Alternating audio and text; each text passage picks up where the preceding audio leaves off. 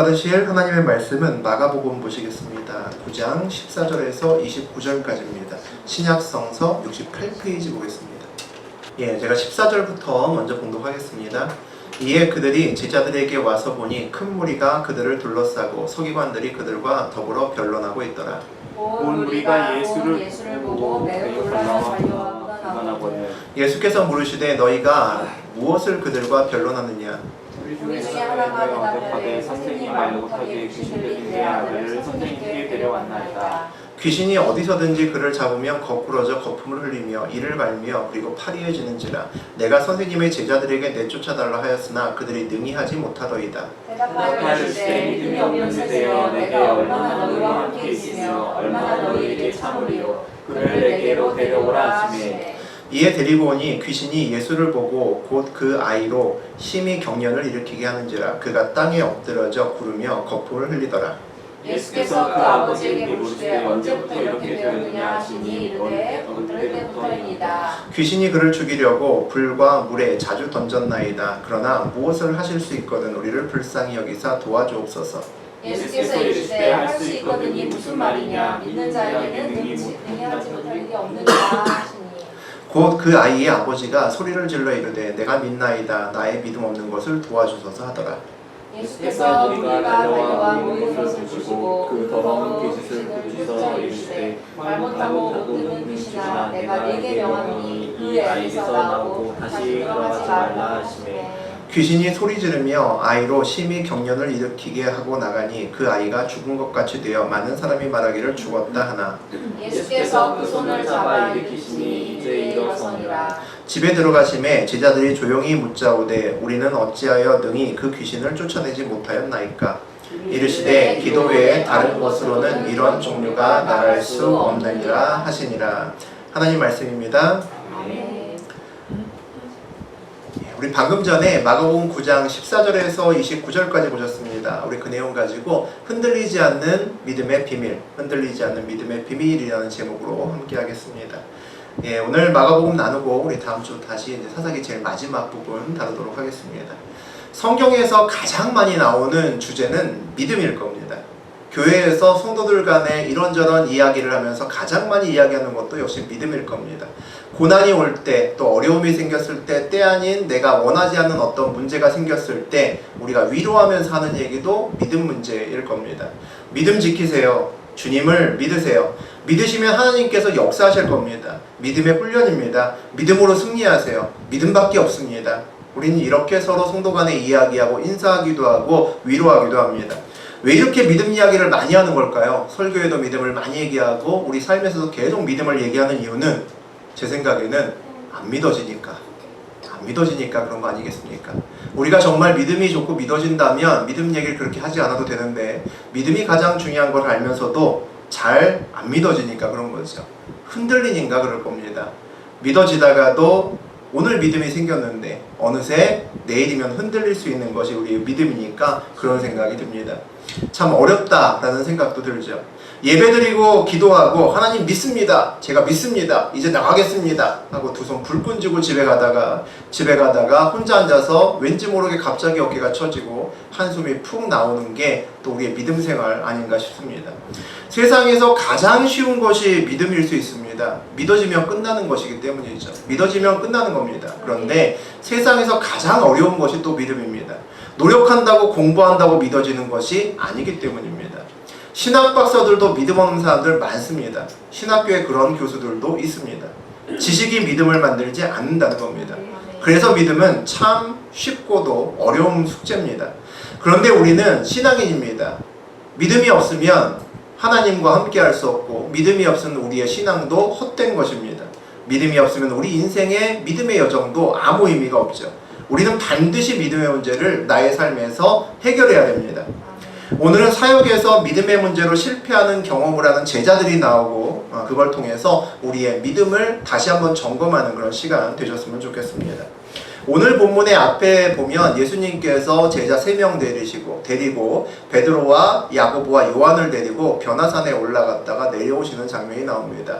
이렇게 내려오시다가 제자들이 있는 근처에 오니까 제자들과 다른 무리들이 막 혼란하게 말하고 말다툼하고 소리 지르는 장면들을 보게 되죠. 그것으로 오늘 말씀이 시작됩니다. 우리 14절과 15절 함께 읽겠습니다. 이에 그들이 제자들에게 와서 보니 큰 무리가 그들을 둘러싸고 서기관들이 그들과 더불어 변론하고 있더라. 온 무리가 곧 예수를 보고 매우 놀라며 달려와 문안하거늘. 베드로와 요한, 야고보 3명을 데리고 왔으니까 12명 중에 3명 빼면 9명이죠. 나머지 9명의 제자들이 아마 남아있었을 겁니다. 큰 무리라고 되어 있는데 큰 무리에 보니까 서기관들이 포함되어 있음을 볼 수가 있습니다. 서기관들을 포함한 또 그 다음에 다른 여러 가지 백성들을 포함한 그 무리에서 논쟁이 벌어지고 있습니다. 변론했다는 얘기는 서로 간의 언성을 높여서 무언가 다툼이 있었다라는 이야기죠. 서기관들은 예수님을 별로 좋아하지 않았습니다. 우리가 오늘 보는 것이 이제 마가복음 9장을 보고 있는데, 마가복음의 앞쪽에서 가보게 되면 마가복음 2장에서 이런 얘기 나옵니다. 유명한 얘기죠. 지붕을 뚫고 중풍병자를 내렸더니 예수님께서 그 중풍병자를 고치십니다. 고치시면서 병자에게 내 죄사함을 받았느니라 라고 이야기를 하세요. 그러니까 그 옆에 있던 서기관들이 저 사람이 누군데 죄사함을 받았다는 거야? 신성모독이네, 이런 이야기를 합니다. 금이 가기 시작하고 있다는 거죠. 2장의 또 다른 내용에서 보게 되면 예수님께서 세리하고 그리고 죄인들과 식사하는 장면이 나옵니다. 그랬더니 서기관들이 아니 저 사람이 죄인과 세리하고 선지자라고 하면서 같이 밥을 먹네 라고 화를 냅니다. 그런 장면도 역시 나오죠. 그리고 예수가 귀신을 쫓는 장면이 마가복음 또 3장에서 나옵니다. 마가복음 3장에서 그와 같은 내용이 나오는데 서기관들이 그 모습을 보고 뭐라고 얘기를 하냐면 귀신의 왕의 힘을 빌어서 귀신을 내쫓는구나 예수가, 그런 얘기를 합니다. 서기관들과 예수님의 감정의 골이 시간이 지남에 따라서 점점 더 깊어지는 것을 볼 수가 있습니다. 오늘 서기관들이 포함되어 있는 자리에서 변론하였다는 이야기는 별로 좋지 않은 이야기들이 오갔음을 알 수가 있습니다. 왜 갑자기 놀랐을까요? 온 무리가 곧 예수를 보고 매우 놀라며 달려와 문안하기를 이라고 되어 있습니다. 그냥 놀란 것도 아니고 매우 놀랐다라고 되어 있습니다. 예수가 온지 모르고 서기관들이 제자들을 막 몰아붙이면서 마구마구 궁지에 몰아붙이면서 질책하고 비난하고 있었을 겁니다. 만만했기 때문이죠. 예수가 없는 제자들이 만만했을 겁니다. 그러다가 저 뒤에서 예수가 오는 것을 보는 거죠. 봤더니 가슴이 뜨끔한 거죠. 누군가 그 사람 없는 줄 알고 열심히 뒷담화했는데 보스가 나타나면 깜짝 놀라는 것과 마찬가지입니다. 깜짝 놀라서 와서 문안을 합니다. 인사를 하는 거죠. 예수님이 궁금했겠죠. 무슨 일이 있나? 16절과 17절 보시겠습니다. 예수께서 물으시되 너희가 무엇을 그들과 변론하느냐? 무리 중에 하나가 대답하되 선생님, 말 못하게 귀신 들린 내 아들을 선생님께 데려왔나이다. 너희가 무엇을 그들과 변론하느냐? 왜 그렇게 싸우고 있느냐? 라고 물어봅니다. 누구에게 물어봤을까요? 제자들에게 물어봤겠죠. 그런데 무리 중에 하나가 대답하되 라고 나옵니다. 제자들에게 물었는데 무리 중에 하나가 대답했다는 얘기는 제자들이 답을 못하고 쭈삣쭈삣거리고 머뭇거렸다는 이야기죠. 그새 다른 무리 중에 한 사람이 대답했다는 겁니다. 그러면 제자들이 뭔가 난감한 상황 또는 예수님께 보여주고 싶지 않은 창피한 그런 상황이 이전에 있었다는 겁니다. 뭔가 망신을 당하거나 예수님 이름에 먹칠을 하거나 이런 상황이 있었다는 거죠. 한 사람이 나와서 이야기를 하는데 선생님, 말 못하게 귀신 들린 내 아들을 선생님께 데려왔나이다 합니다. 무리 중에 하나의 정체는 말 못하는 아들을 데리고 온 아버지입니다. 치료를 위해서 데리고 온 거죠. 병 고치고 귀신을 내쫓는다는 것으로 유명했던 분이 예수님입니다. 예수님께 자기 아들을 치료하러 온 거죠. 기대감을 갖고 왔다는 이야기입니다. 18절 보시겠습니다. 귀신이 어디서든지 그를 잡으면 거꾸러져 거품을 흘리며 이를 갈며 그리고 파리에는지라 내가 선생님의 제자들에게 내쫓아달라 하였으나 그들이 능히 하지 못하더이다. 귀신이 어디서든지 아들을 잡으면 거꾸러져 거품 흘리고 이를 갈며 파리에 지는지라. 파리해진다라고 하는 것은 몸이 이제 경직해서 뻣뻣해진다는 겁니다. 우리 이와 같은 장면을 보게 되면 오늘날의 질병 중에서 아마 간질이 생각나실 겁니다. 막 거품 물고 쓰러지는 것을 가끔 보기도 하죠. 간질병을 이야기하는 것 같습니다. 그런데 그 간질병이 오늘은 그냥 어떤 질병, 신경계의 문제가 아니라 귀신이 들려서 그와 같은 질병이 나타난다라고 아버지가 이야기를 하고 있습니다. 굉장히 지독하고 못된 귀신이 아들에게 들어가 있는 거죠. 그 귀신이 아들의 몸에 있음을 알고도 별 방법을 다 취해도 아들 몸에서 귀신이 나가지 않는 것을 본 그 아버지의 마음은 얼마나 가슴이 아플까요? 오늘 그 아버지가 그 병을 치료하기 위해서 왔습니다. 내가 선생님의 제자들에게 내쫓아달라고 하였습니다 라고 합니다. 근데 그들이 하지 못하더이다 라고 얘기를 합니다. 예수님이 없었던 거죠. 예수님 찾아왔는데 예수님은 없고 그의 제자들만 있었습니다. 그래서 제자들에게 부탁한 겁니다. 이런 일은 그 무리에서 예수님과 그의 제자들 사이에서 공공연하게 많이 얼마든지 일어날 수 있는 일이었기 때문입니다. 제자들이 그런 생각을 했겠죠. 우리에게도 기회가 왔다. 우리도 예수님처럼 한번 멋지게 귀신을 내쫓아보자. 그래서 와서 사역했을 겁니다. 기도하고 물리쳤을 겁니다. 그랬는데 예상을 깨고 귀신이 안 나가는 겁니다. 제자들이 얼마나 당황했을까요? 제자들이 열심히 기도해도 안 나가는 겁니다. 제자들의 무능력이 드러난 거죠. 망신을 떨게 되었습니다. 이것이 오늘 처음의 시작에서 무리들과 함께 싸우면서 제자들이 핍박받고 한쪽의 코너에 몰려서 서기관들의 공격을 받았던 이유일 겁니다. 제자들은 귀신을 쫓아낼 수 있다고 자신했을 겁니다. 많이 봤었고 또 예수님과 함께 있었을 때 그들도 귀신을 쫓아냈기 때문입니다. 그러니까 이번에도 얼마든지 할 수 있다라고 생각을 했던 거죠. 그런데 하지 못했습니다. 그러니까 그 옆에 있던 서기관들이 비웃었던 거죠. 야, 이전에 예수가 귀신 쫓은 것도 다 뻥 아니야? 이런 얘기를 했을 겁니다. 안 그러면 왜 지금은 귀신 쫓지 못하는데 한번 해봐 라고 이야기를 했다는 거죠. 안 그래도 예수를 미워했던 서기관들이 아주 신나게 비방을 했을 겁니다. 제자들은 선생님을 흉내내어도 귀신이 나가지 않으니까 어떻게 대처했을까요? 아마 방법이 문제가 있다라고 생각했을 겁니다. 그러면 귀신을 더 크게 꾸짖기도 하고 나사렛 예수 이름으로 나가! 라고 했다가 안 되면 찬양을 부르기도 하고 머리에 안수를 하기도 하고 예수님이 언젠가 질병을 고쳤던 것처럼 침을 발라서 진흙에 발라서 붙여보기도 하고 이런저런 방법을 아마 했겠죠. 우리도 세상에서 문제를 만났을 때 마찬가지 행동을 합니다. 새벽기도 나와보고요. 문제가 생기면. 그래서 안 되면 작정기도 합니다. 그래도 안 되면 기도원에 갑니다.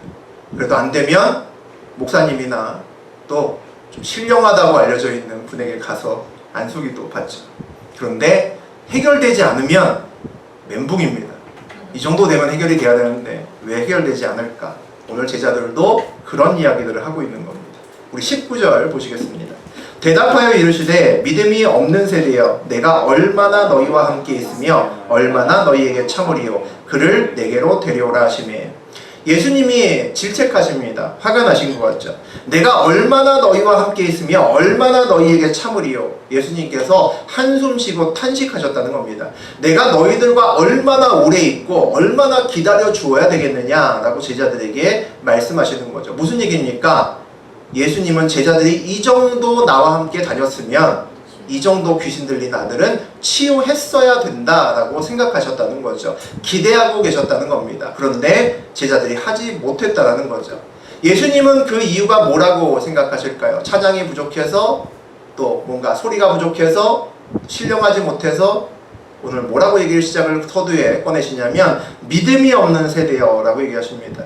예수님께서 제자들에게 실망하시고 책망하신 이유는 믿음 문제였기 때문입니다.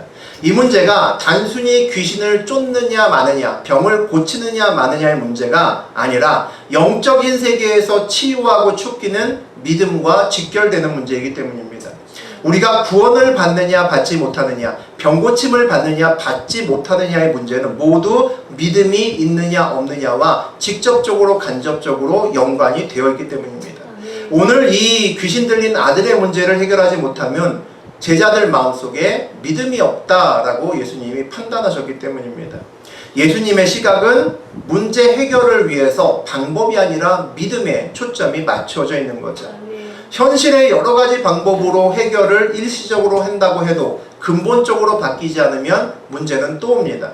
믿음으로 해결한다는 얘기는 원론적인 해결을 얘기하는 겁니다. 믿음이 바뀐다는 얘기는 문제를 바라보는 시각이 바뀐다는 이야기죠. 우리가 눈에 보이는 모든 문제는 믿음과 연관되어 있기 때문입니다.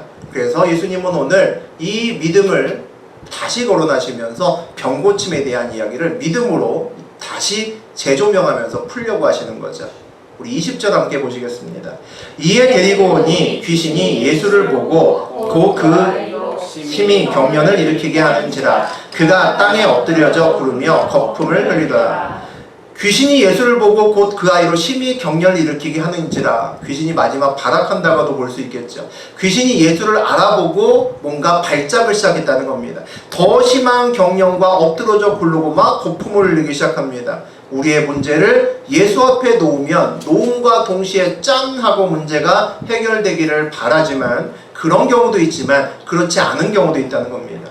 예수님 앞에 문제를 갖다 놨는데 문제가 더 심각해지는 경우도 있다는 거죠.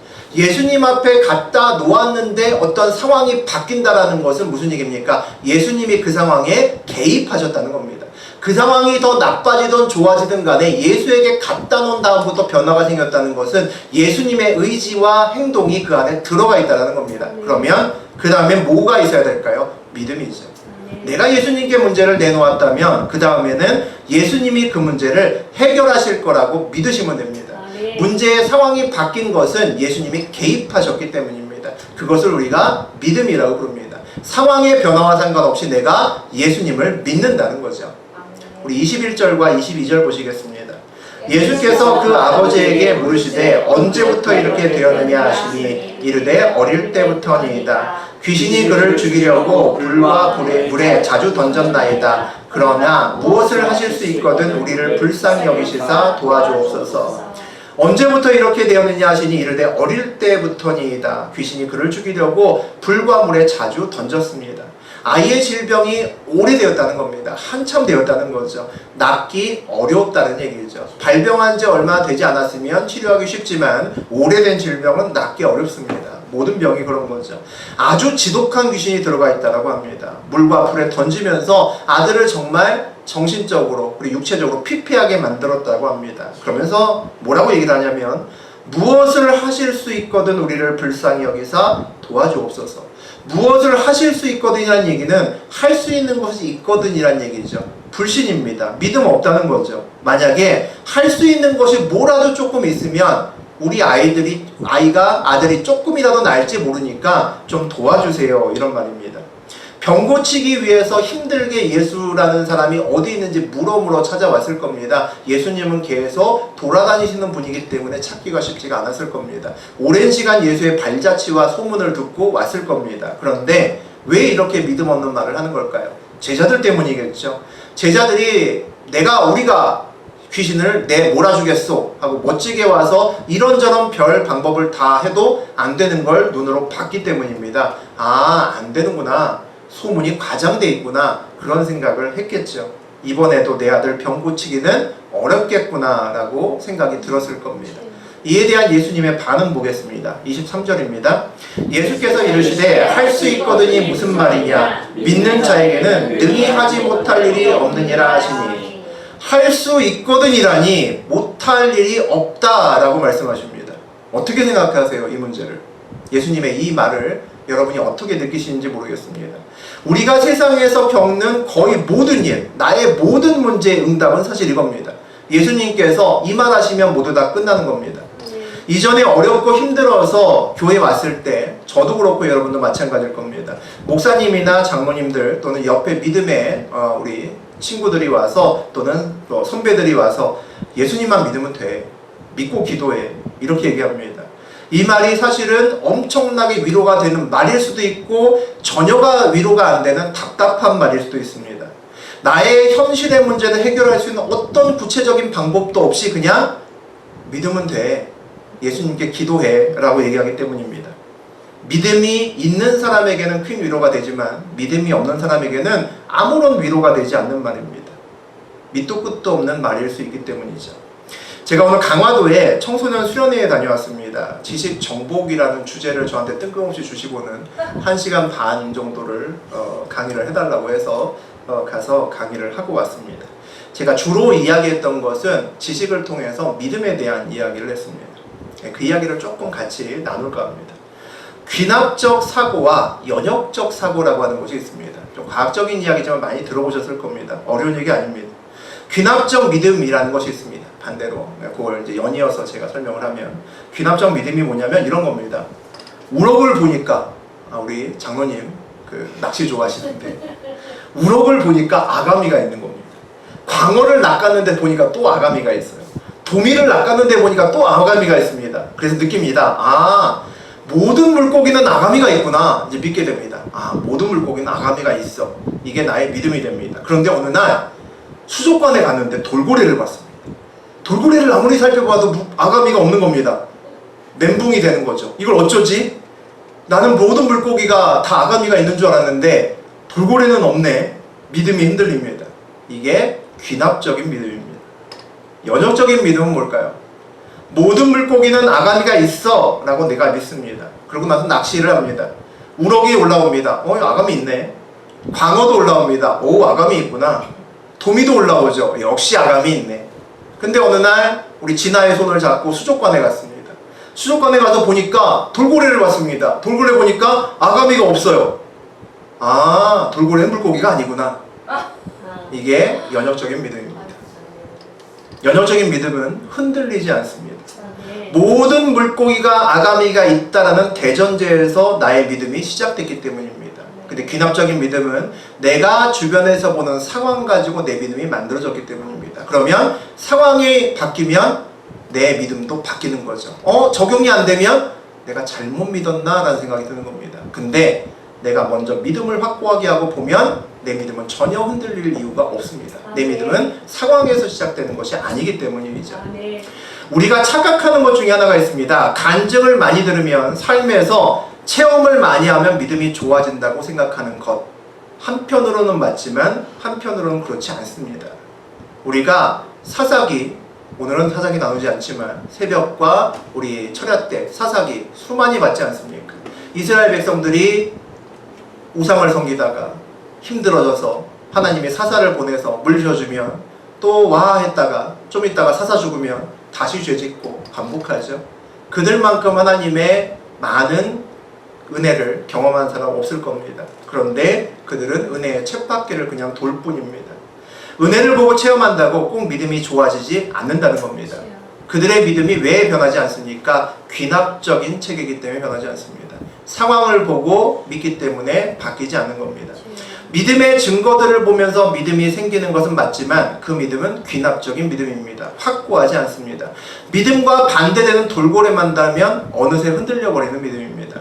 흔들리지 않는 믿음을 가지려면 믿음이 어느 날 내 머릿속에 갑자기 연역적인 체계로 쑥 들어와야 됩니다. 내 사고의 대전제가 돼야 되는 거죠. 내 머릿속에 하나님이라는 세 글자가 머릿속에 박혀서 시작되어야 됩니다. 그게 하나님의 선물인 거죠.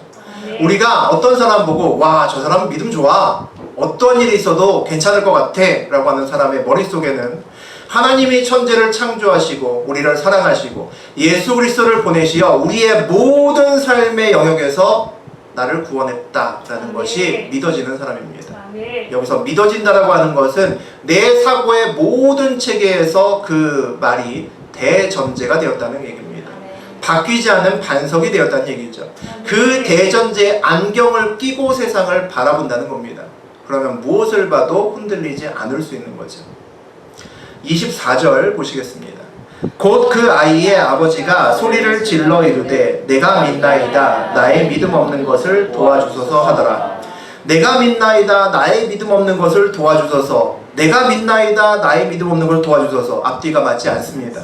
그럼 앞에 내가 믿나이다는 뭡니까? 내가 안 믿어지는데 내가 나의 의지로 믿으려고 노력한다는 겁니다. 내가 믿으려고 노력한다는 겁니다. 믿을 수 있게 도와달라는 거죠. 불쌍하게 여겨달라는 겁니다.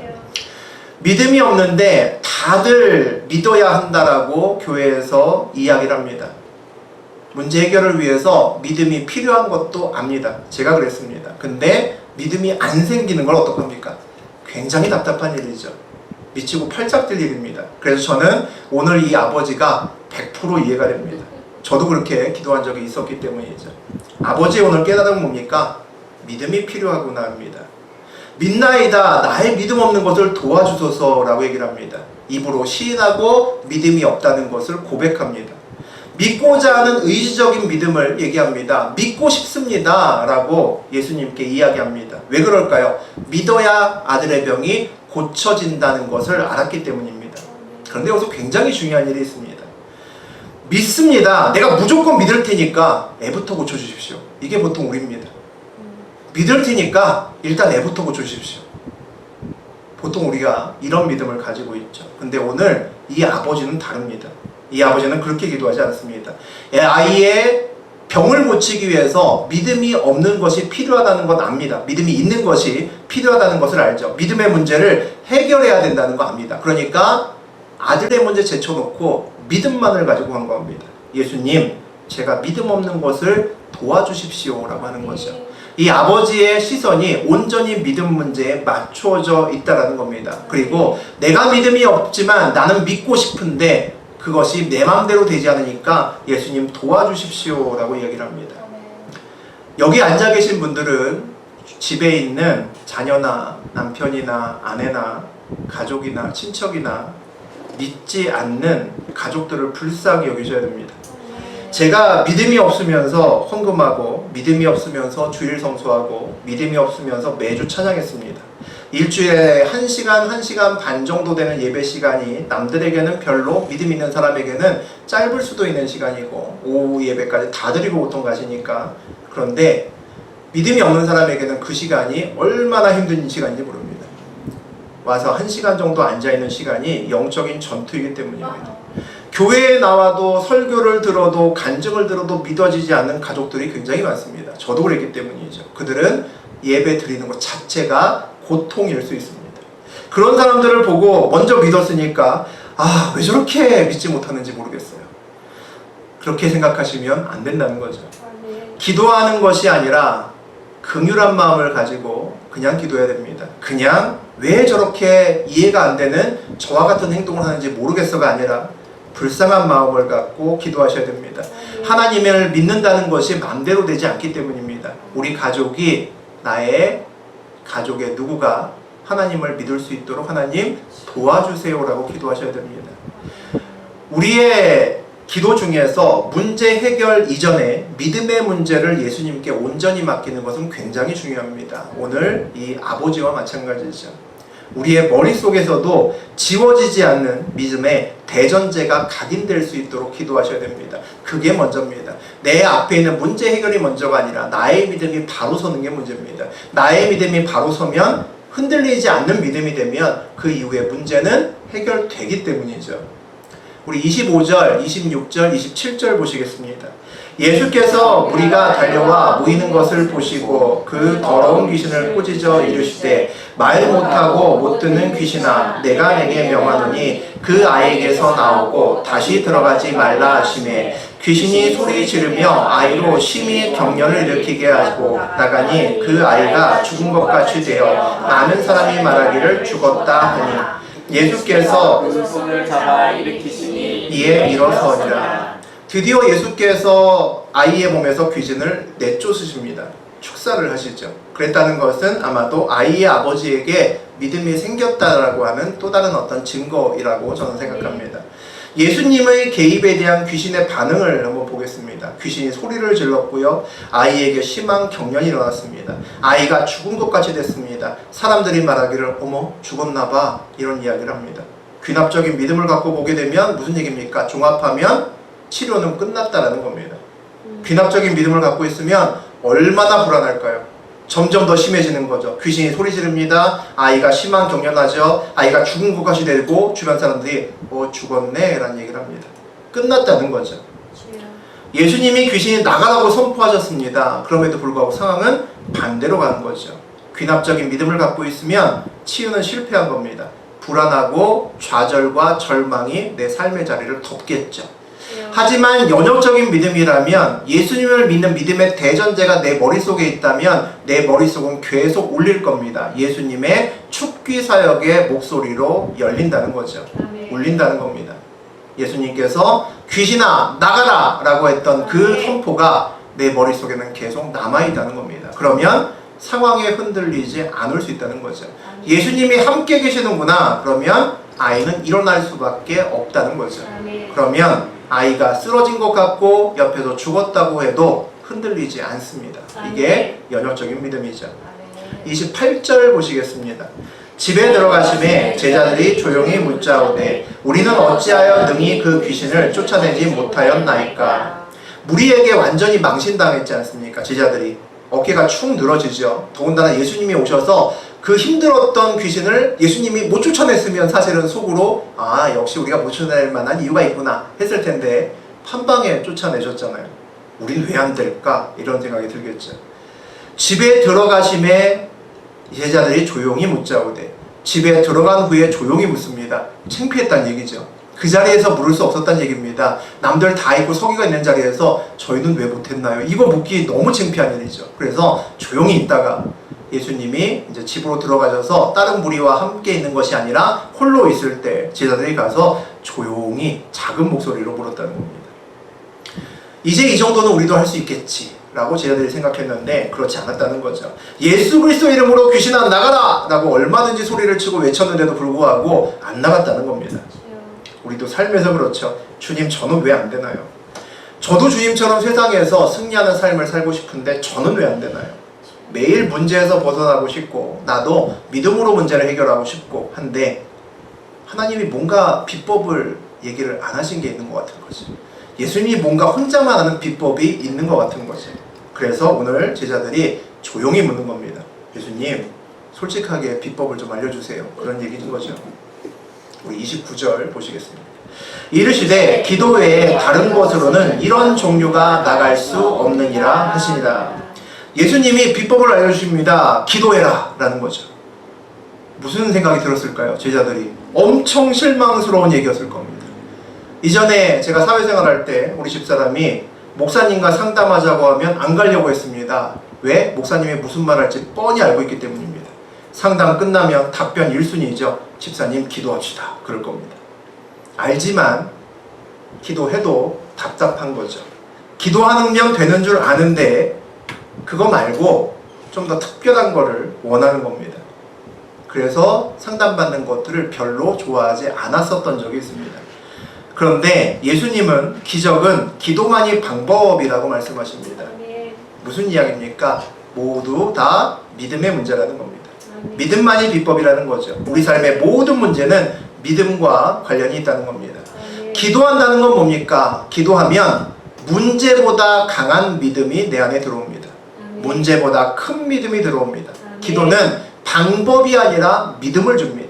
우리가 오랜 시간 기도하면서 나의 문제를 갖고 붙들 때 내 마음이 편해지는 것은 물론 가끔은 하나님이 아주 구체적인 응답을 주시는 데도 있습니다. 하지만 대부분의 경우에 내가 기도하면서 문제를 놓고 기도할 때 마음이 편해지는 이유는 기도하는 중에 내 믿음이 문제의 크기보다 커지기 때문입니다. 그러면 마음이 편해집니다. 믿음이 더 커진다는 것은 뭡니까? 이 문제를 예수님이 해결해 주시겠구나 라는 확신이 드는 겁니다. 그러면 마음이 편해지죠. 불안한 이유는 뭡니까? 기도하는데 불안한 이유는 내 능력으로 문제를 해결하려고 하면 힘듭니다. 불안하죠. 기도를 통해서 우리가 착각하는 것 중에 하나가 나의 능력이 막 갑자기 커질 수 있을 거라고 생각하는 데 있습니다. 제가 예를 많이 드는 경우가 있는데 어떤 예를 드냐면 물탱크가 하나 크게 하나 있습니다. 거기 수도꼭지가 하나 달려있어요. 기도는 수도꼭지를 받는 겁니다. 물탱크를 받는 것이 아니라 물탱크는 예수님이고요. 우리는 수도꼭지입니다. 물탱크는 문제를 해결할 수 있는 능력의 근원이고 우리는 수도꼭지입니다. 내가 기도를 한다는 얘기는 문제를 해결한다는 얘기는 수도꼭지를 돌리는 겁니다. 더 큰 문제가 왔습니다. 그러면 수도꼭지를 조금 더 트시면 되는 겁니다. 나는 수도꼭지를 더 돌릴 뿐이고 물탱크는 주님이십니다. 이게 믿음입니다. 아멘. 기도로 우리는 문제 해결을 위한 수도꼭지를 받는 겁니다. 수도꼭지를 돌리는 믿음이 나에게 필요하다는 거죠. 우리는 언제나 믿음으로 편안하게 수도꼭지만 돌리시면 되는 겁니다. 우리가 기도하는 이유 중에 하나는 이 수도꼭지가, 내가 가지고 있는 수도꼭지가 물탱크에 잘 연결되어 있는지를 보시는 겁니다. 아멘. 내 수도꼭지가 물탱크에 잘 연결되어 있어야 수도꼭지를 돌릴 때 물이 나옵니다. 아멘. 큰 문제를 봤다고 해서 걱정할 필요는 없는 겁니다. 수도꼭지가 물탱크하고 연결이 잘 되어 있는지만 보면 됩니다. 아멘. 나는 물탱크를 달려있는 수도꼭지를 돌리기만 하면 그 물탱크에서 물을 빨리 내 수도꼭지로 물을 보내든 천천히 보내든 그거는 예수님의 소관이기 때문입니다. 아멘. 우리 비슷한 사건에 다른 지문이 있습니다. 마태복음 17장에 보게 되면 유명한 20절의 말씀이 나옵니다. 함께 읽어보겠습니다. 이르시되 너희 믿음이 작은 까닭이니라. 진실로 너희에게 이르노니 만일 너희에게 믿음이 겨자씨 한 알만 있어도 이 산을 명하여 여기서 저기로 옮겨지라 하면 옮겨질 것이요 또 너희가 못할 것이 없느니라. 똑같은 얘기죠. 믿음의 문제, 기도의 문제는 믿음의 문제라는 겁니다. 믿음이 작은 까닭이라고 말씀하십니다. 겨자씨 한 알만큼만 믿음이 있어도 산을 옮길 수 있다라고 이야기를 합니다. 무슨 생각이 드십니까? 많은 사람들이 이거 놓고 시험에 듭니다. 아, 내 믿음은 겨자씨 한 알만큼도 안 되는구나 라고 많은 사람들이 생각을 합니다. 아, 나는 언제 산이 아니라 조그만 동산, 아니 의자라도 하나 언제 옮겨보나 그런 생각을 할 수 있는 거죠. 어떤 권사님은 기도하면서 겨자씨 한 알만한 믿음이라도 제발 저에게 달라고 기도하시는 권사님도 가끔 있습니다. 수십 년을 기도했는데 겨자씨 한 알만큼도 안 되는 믿음이라면 문제가 있는 거죠. 우리 불교에서 굉장히 유명한 스님이 계십니다. 성철 스님이라고 계시죠. 고행과 참선을 평생 하시잖아요. 불교에는 그런 분 많으십니다. 그분들의 책을 읽어보거나 그분의 삶을 가끔 보면 와, 대단하다는 생각이 듭니다. 어떻게 저렇게 살지? 하루 왼종일 부처 앞에 앉아서 기도하고 정말 삶 전체를 보면 야, 저렇게 살기 정말 힘든데 고행하고 참선합니다. 그분들이 죽을 때 뭐라고 하시는지 아시죠? 네, 죄가 저 태산보다 크다. 그렇게 얘기합니다.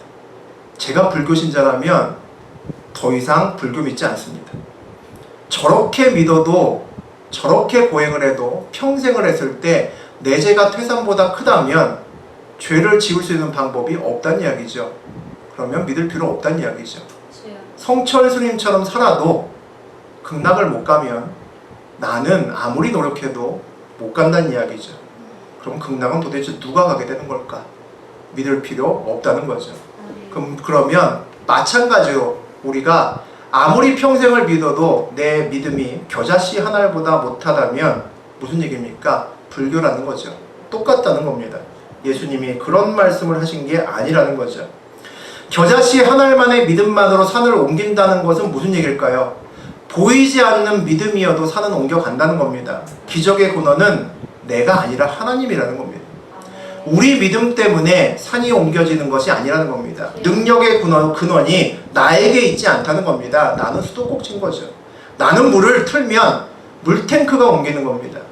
내 믿음 가지고 산을 옮기려고 하면 힘들죠. 근데 우리의 믿음은 내 믿음을 보는 것이 아니라 예수께서 그 산을 옮길 수 있는 예수님을 믿는 겁니다. 그것으로 끝나는 거죠. 우리는 가끔 그런 생각을 합니다. 물탱크가 얼마나 큰지 쳐다봅니다. 물탱크가 얼마나 힘이 커서 물을 세게 보낼 수 있을지 물탱크가 걱정합니다. 그거는 내 소관이 아니라는 겁니다. 예수님의 능력인 거죠. 우리는 수도꼭지의 믿음만 있으면 충분하다는 겁니다. 물탱크가 나를 돕는다는 것만 알고 있으면 된다는 거죠. 겨자씨 한 알만한 작은 믿음만으로도, 그거보다 작은 믿음만으로도 이 산을 저곳으로 옮겨라 라고 소리칠 수 있는 것은, 나의 병이 있을 때 병이여 떠나가라, 내 앞에 문제여 나가라 라고 외칠 수 있는 것은 수도꼭지를 믿기 때문이 아니라 물탱크를 믿기 때문입니다. 겨자씨처럼 보이지 않는 믿음이어도 물탱크를 믿는 우리의 믿음이 있으면 물탱크가 일을 하시기 때문입니다. 물을 보내주시기 때문이죠. 하나 더 볼까요? 마태복음 13장에 있으면 또 비슷한 얘기 또 있습니다. 31절, 32절 보겠습니다. 또 비유를 들어 이르시되 천국은 마치 사람이 자기 밭에 갖다 심은 겨자씨 하나를 같으니 이는 모든 씨보다 작은 것이로되 자란 후에는 풀보다 커서 나무가 되매 공중의 새들이 와서 그 가지에 깃들이니라. 겨자씨 눈에 보이지 않거든요. 겨자씨가 나중에 자라서 나무가 돼서 새가 와서 둥지를 트는 일은 없습니다. 겨자씨가 굉장히 작고 풀떼기이기 때문에 우리나라 느낌으로 바꾸면 이런 겁니다. 민들레를 내가 밭에다 심었더니 민들레가 나무가 돼서 공중에 새들이 와서 그 가지에 앉았다, 이런 얘기입니다. 그럼 무슨 생각이 드십니까? 불가능한 일이잖아요. 겨자씨가 할 수 없는 일이라는 겁니다. 그게 천국의 일이라는 겁니다. 이해되시죠? 하나님 나라가 그런 거라는 겁니다. 겨자씨를 심어도 거기에 새가 깃들 수 있다고 믿는 겁니다. 그게 천국의 믿음이죠. 주님이 하실 거라고 믿는 겁니다.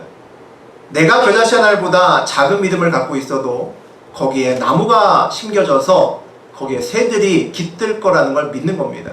그게 천국을 믿는 믿음이고 예수님을 믿는 믿음이죠. 귀납적인 믿음을 갖고 있으면 세상이 힘듭니다. 내가 물탱크인 줄 알고 있는 믿음이기 때문입니다. 그런데 우리는 수도꼭지죠. 그래서 우리는 물탱크를 바라보면 무엇이든지 할 수 있구나 라는 생각을 하실 수 있습니다.